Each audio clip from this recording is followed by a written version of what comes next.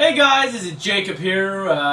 So today I want to talk a little bit about, there's a couple things that I think are really key in order to become a successful contractor. And, over the years, some of the things that I've noticed is, I've been doing contracting since 2013, so 10 years.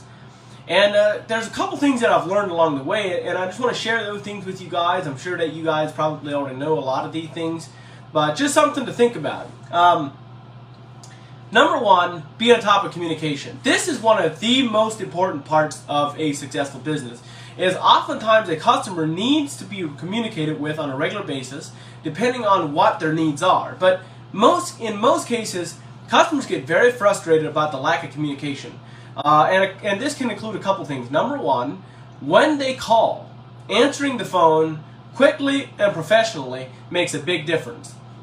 Number two, if there is a problem, when you go, when you need to get out there, communicate with them. If you're running late on a meeting, for example, just have the respect to give them a call or shoot them a text message and say, hey, I apologize, run a little bit late, whatever. Just a great way. Customers, they really want somebody who's open and easy to communicate. It just makes it the problems don't come up nearly so often. Something else is, keep your promises. If you say that you're going to be there at 3 o'clock, be there at 3 o'clock. Do everything in your power to be there at 3 o'clock. There's nothing worse than starting a relationship off on a negative light. As my good friend Charles Herbster would say, you don't have more than one chance to make a first good impression. So make that first impression count. It makes a massive difference. Number three, speed.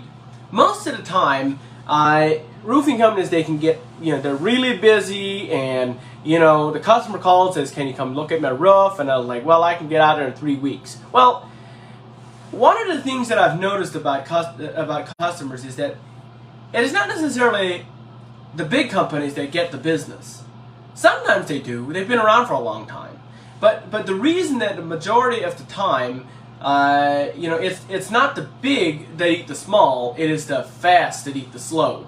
So it's very important that, one of the things that I've noticed, there's two benefits I've noticed. Number one, when I go out and do an estimate, getting out there within 24 to 48 hours after the customer calls me, I've noticed there's a correlation between how many contracts I close and how soon I get out there to give them an estimate on the job. Now, this will vary by customer, because some customers say, you know what, it's not going to suit me until Thursday, I can't do it until next week, whatever. That's fine. However, being there as soon as possible, it gives them a, we live in a society today where that's why fast food is so important. That's why fast food, people love fast food so much. It's not about the good food. It's because it's fast. People want it now.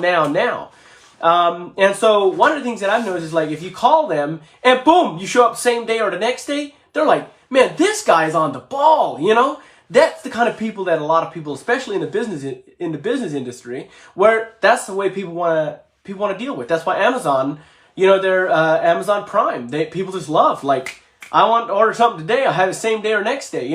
That's what they love. So speed is a very essential component to have a successful business. Now, you can take your time, but you probably will still get a lot of business. However, if you want to get going faster and you want to have a more professional and all these things, one other tip I forgot.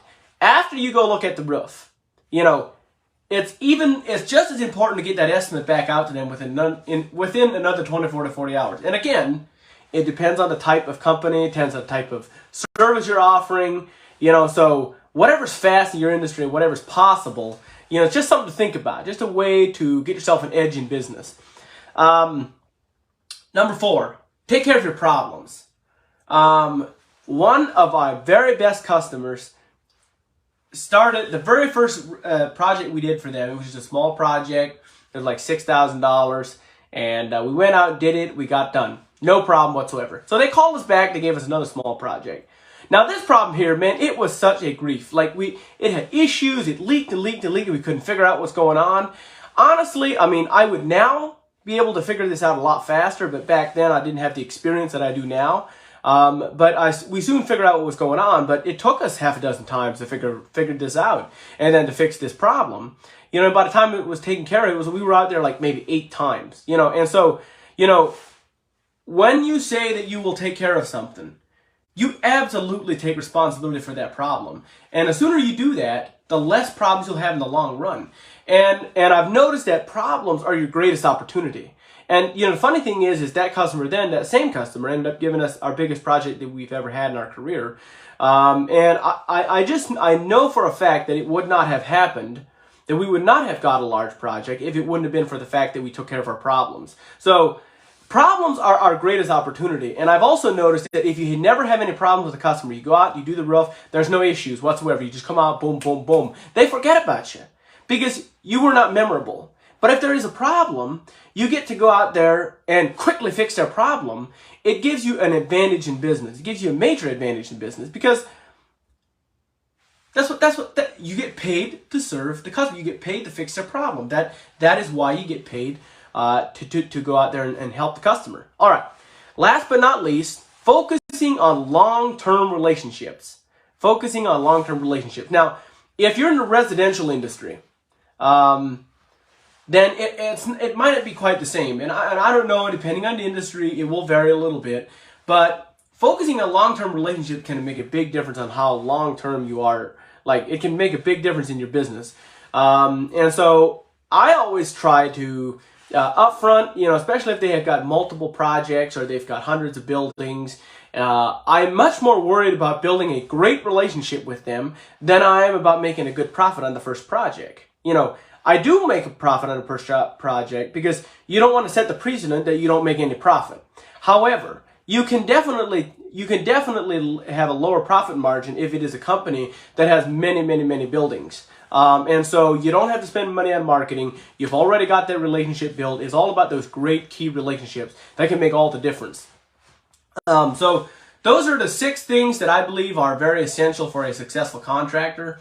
And I believe there's others too, but these are some of the 6 that I think are if you do these 6 and if you take care of this. Oh, actually, I forgot one. I said take care of your problem, but then I forgot, be professional. Be professional. Don't be sloppy. You don't have to have a super new truck, but you know, don't drive your old beater around with a bunch of rust holes. You know, be professional. Be as professional as you can in your industry. And I know that there's only so much that you can do if you're starting a business and you don't have a lot of money, but do the best you can to be professional. There's never an excuse to show up doing an estimate and you have a mud all over your truck. There's just really no excuse for that. I mean, maybe in the middle of winter you have a whole bunch of salt on your truck, but even then, do your best to, you know, get to a car wash and show up to the job as clean as possible. And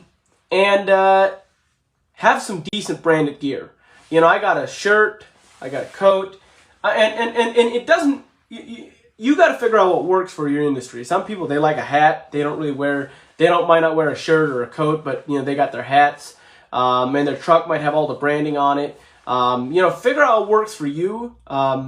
But you know, it's all about having a professional image in front of the customer. And again, it goes back to, you know, your first presentation or your first impression.